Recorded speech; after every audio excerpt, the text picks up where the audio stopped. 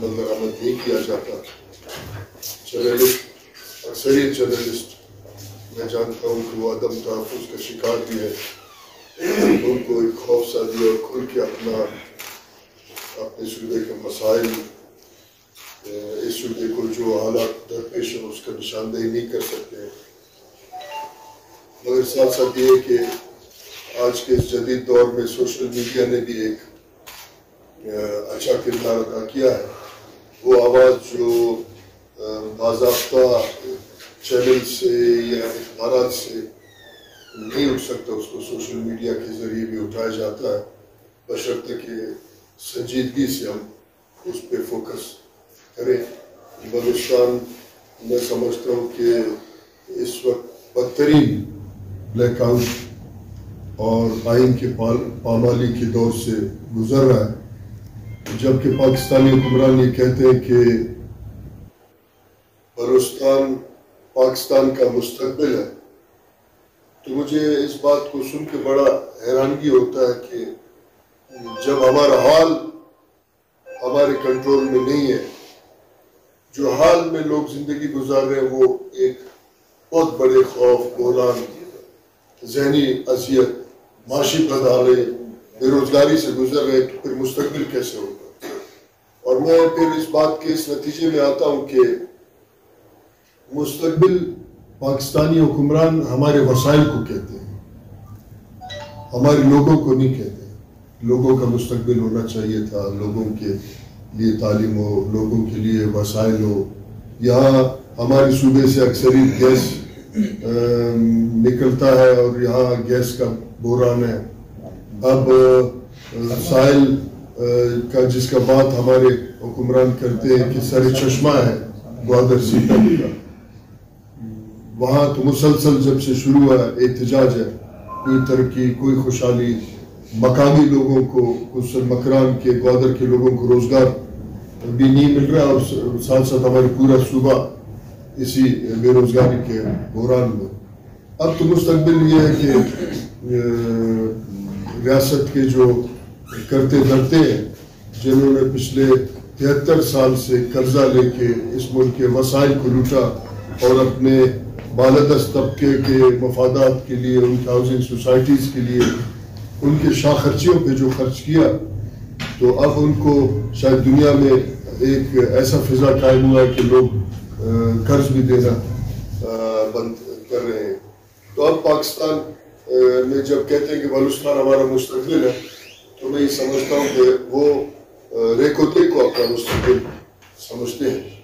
اور راتوں رات پارٹیاں بنا کے ان کو ایک خاص ایجنڈا دے کے لایا جاتا ہے. اس کا مطلب ہے کہ یہ پھر سوئی گیس کی طرح، گوادر کی طرح نیا ڈرامہ جو ہمارے صوبے میں رچایا جا رہا ہے وہ ریکوتے پہ قبضہ کرنا ہے، اور پاکستانی اسٹیبلشمنٹ کے بچوں کا مستقبل کو سوار کے ان کو پھر یہاں سے نوکریاں دلا کے ریٹائر کر کے لندن، یورپ بھیجنا چاہتے ہیں. بلوچستان کے بچوں کا تو مستقبل کئی دہائیوں سے ایسا لگ رہا ہے کہ انہوں نے بائی ڈیزائن، بائی پالیسی اس کو تاریک کر دیا ہے. مثلاً یہاں تعلیم کے وہ سہولیات نہیں ہیں، مگر جب باقی صوبوں میں ہمارے بچے جاتے ہیں ان کے ساتھ وہاں بھی زیادتی، ناانصافی، پولیس گردی، وہاں پالیسی اس قسم کا رکھا جاتا ہے کہ وہاں بچے جو بلوچستان کے جاتے ہیں وہ اپنے آپ کو اجنبی کی طرح محسوس کرتے ہیں، یا اجنبیت کا احساس ان کو دلاتا ہے. تو اس کا یہ مطلب ہے کہ ایک باقاعدہ پالیسی ہے کہ اس صوبے کے مسائل کو وفاق اور اس ملک کا بالادست طبقہ اپنا جو ہے وہ بنانا چاہتا ہے، مستقبل بنانا چاہتا ہے. میں یہ سمجھتا ہوں کہ جس سیاسی نورا کشتی کے دور سے ہم گزر رہے ہیں، کہیں یہ تو نہیں کہ اس نورا کشتی میں ہم اپنے جو وسائل ہیں جس کو ہم ریکوڈک کہتے ہیں وہ بھی ہم اپنے ہاتھ سے کھو بیٹھے. مجھے یہ لگ رہا ہے کیونکہ بار بار یہ بات ہو رہا ہے کہ ریکوڈک میں 50% بلوچستان کے لیے رکھا گیا ہے، جیسے پہلے سوئی گیس کا بات ہوتا تھا، اور پھر بار بار یہ بات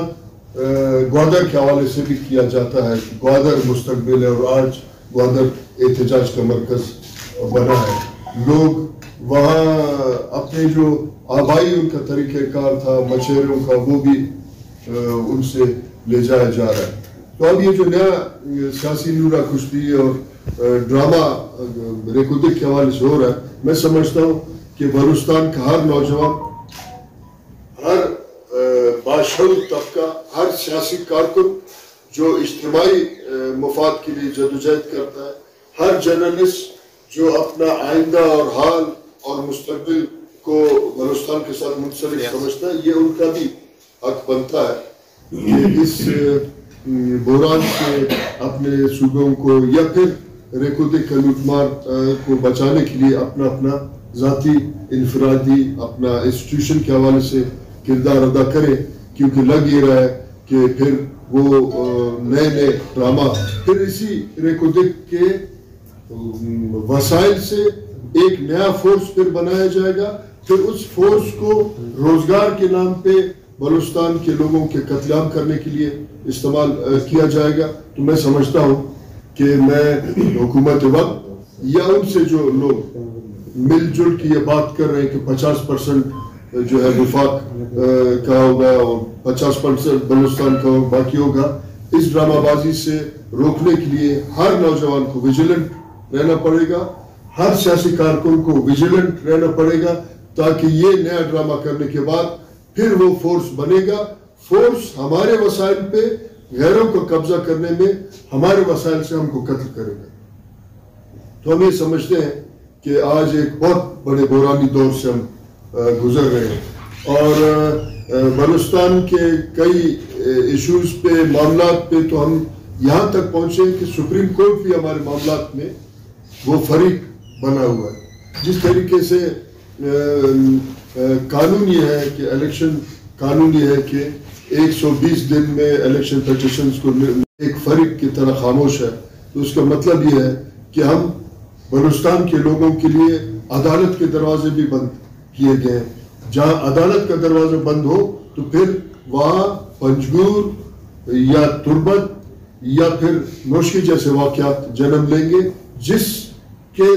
तमाम तर जिम्मेदारी इस मुल्क के बालादस्त तबका या उनके फिर सिविलियन टाउट्स और चमचों के। मैं उम्मीद ये रखता हूँ कि आपका जो नया काबीना है इस सूबे को बुहरानों से निकालने के लिए अपना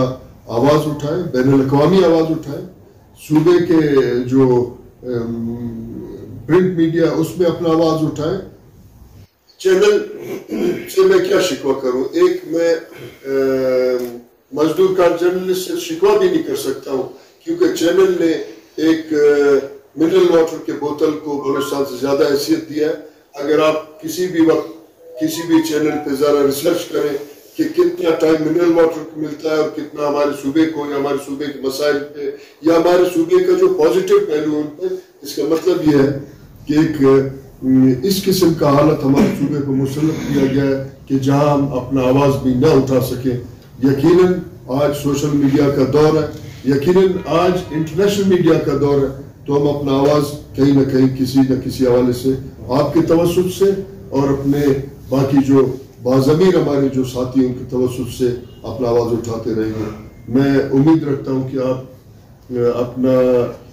जो किरदार है जर्नलिज्म का जैसे पहले हुआ करता था उसको आप अदा करते रहेंगे और इस सूबे के पसमानदगी को दूर करने के लिए अपना किरदार अदा करेंगे। मैं आपको आपके साथियों को अपने साथियों की तरफ से मुबारक